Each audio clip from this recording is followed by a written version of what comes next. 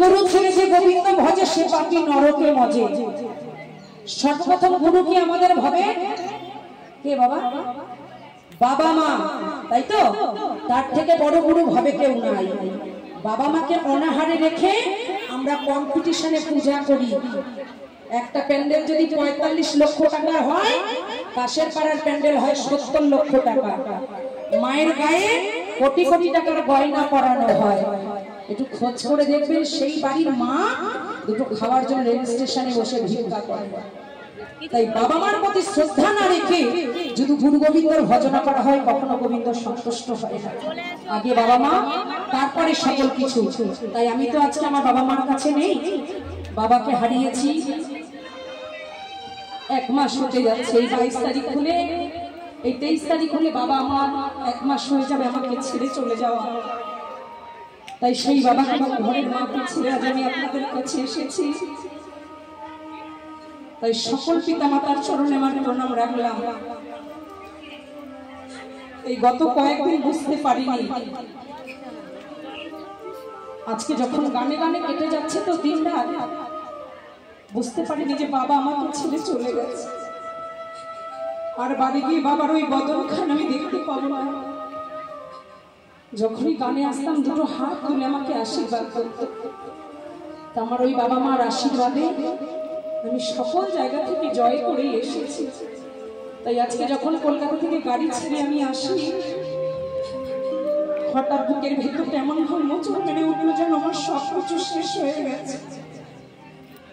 যে বাবার কাছ থেকে মুখের বাক্য একবার শুধু বলতাম, বাবা এই জিনিসটা আমি খাবো, তার পায়ে শক্তি নাই, হেঁটে যেতে পারবে না, শ্বাসকষ্ট রোগী ছিলেন, তবুও লাঠি ধরে ধরে গিয়ে রাস্তায় বসে থাকতো সেই জিনিসটা আমাকে এনে দেওয়ার জন্য।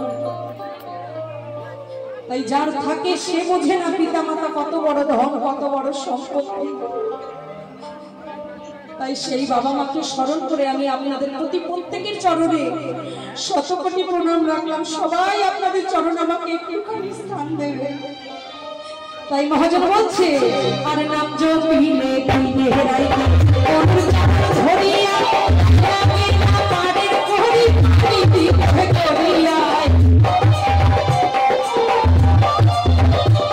আর নাম জপিলে দিনে রাইতে গুরুর চরণ ধরিয়া লাগে না পাড়ের করি প্রীতি করিয়া।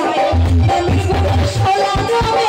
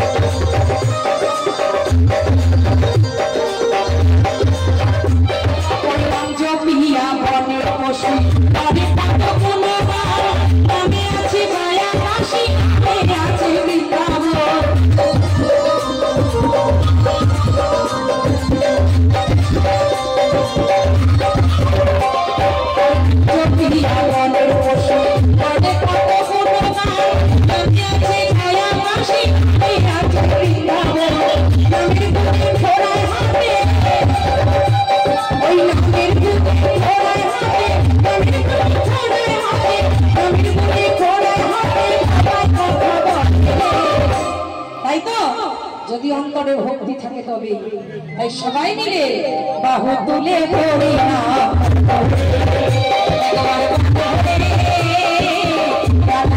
কৃষ্ণ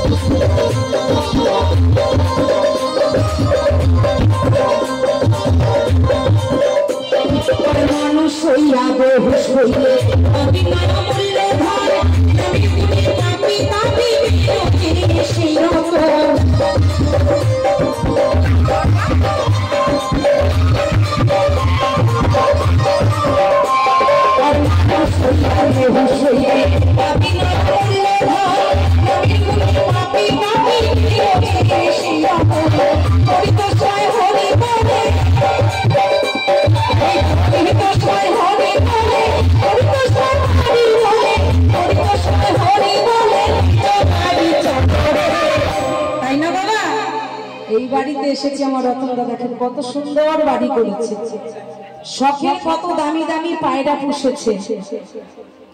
কিন্তু যেদিন ওই পারের ডাক আসবে এই অভিনয়ের বাড়ি ছেড়ে সবাইকে চলে যেতে হবে। কিন্তু ভবে এসে সবাই আমরা মনে করি আমি বড় মাতব্বর, তাই না? আমার ওপর মাতব্বর আর কেউ নাই। আমার টাকা আছে, বাড়ি আছে, গাড়ি আছে, ধনৈশ্বর্য আছে, তাই আমি যা বলবো তাই হবে। তিনি আমাদের পাঠিয়েছেন এক মাপ করে, আবার এক মাপ করে কিন্তু ডেকে নিয়ে নেবেন, এটাই আমরা ভুলে যাই। প্রত্যেকের টিকিট কাটা আছে ওই মালিকের কাছে। যেদিন টিকিট কনফার্ম হবে না সেদিন এক এক করে ডাকবে। আমার মনে টিকিট প্রায় কাছাকাছি কনফার্ম, সেদিন ডাকবে, রাখি চলে আয়। প্রত্যেকদিন তো ডায়লগ শুনে শুনে আমার কান ফসে গেছে, আর থাকতে হবে না। তাই এটাই আমরা ভুলে যাই। তাই মহাজন বলছে অভিহিত সময় হরি বলে, ওই অভিহিত সময় হরি বলে, অভিহিত সময় হরি বলে, অভিহিত সময় হরি বলে, নিজ বাড়ি চলে বাহু তুলে হরি নাম একবার প্রাণ ভরে কৃষ্ণ